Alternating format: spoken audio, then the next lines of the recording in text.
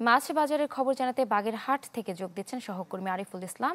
আরিফ, আজ মাছের দরদাম কেমন দেখছেন?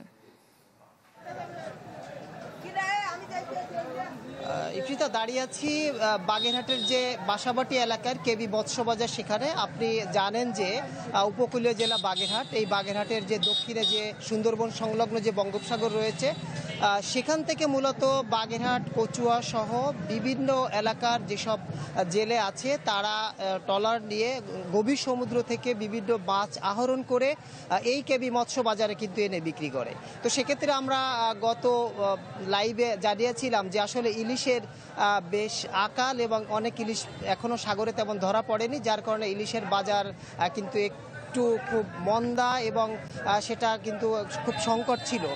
কিন্তু এই যে গোন আছে, যে মাছের যে গোন আছে, অমাবস্যা পূর্ণিমা সেই সময় গোন বলা হয়, এই সময় এই বঙ্গোপসাগর থেকে যে জেলেরা আছে তারা এবছর এই মৌসুমে কিন্তু মাছ ওখানে এই গোনে মাছ তারা পেয়েছে এবং ইলিশ সহ বিভিন্ন মাছ আহরণ করে কিন্তু এখানে বিক্রি করছে। আমরা সকালে এখানে এসে যেটা দেখেছি যে এখানে মোটামুটি ইলিশ পেয়েছে কম বেশি, 2-3টি ট্রলার আছে এই ঘাটে। এখানে পাশে যে দড়াটারা নদী, সেই নদীতেই সাগর থেকে আসা যে 2-3টি ট্রলার রয়েছে, সেখান থেকে এই ইলিশগুলো নিয়ে এই বাজারে কিন্তু বিক্রি করছে।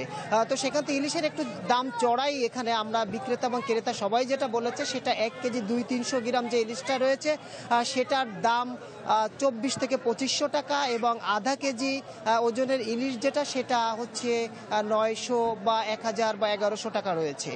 তো এছাড়া যে ছোট ছোট ইলিশ যেগুলো রয়েছে 500-600 টাকা কেজি রয়েছে। তবে ইলিশের চড়ার যেমন দাম, তেমনি আসলে যেভাবে আসা দরকার এই মৌসুমে সেভাবে কিন্তু এখনো আসছে না, যার কারণে কিন্তু আসলে এই সুস্বাদু যে ইলিশ সেটার জন্য কিন্তু আসলে মানুষের একটু তাদের আক্ষেপ রয়ে গেছে। এই ছিল আপাতত সর্বশেষ বাগেরহাটের কেবি মৎস্য বাজার থেকে। ধন্যবাদ আপনাকে। দর্শক, মাছ বাজারের খবর জানছিলাম বাগেরহাট থেকে।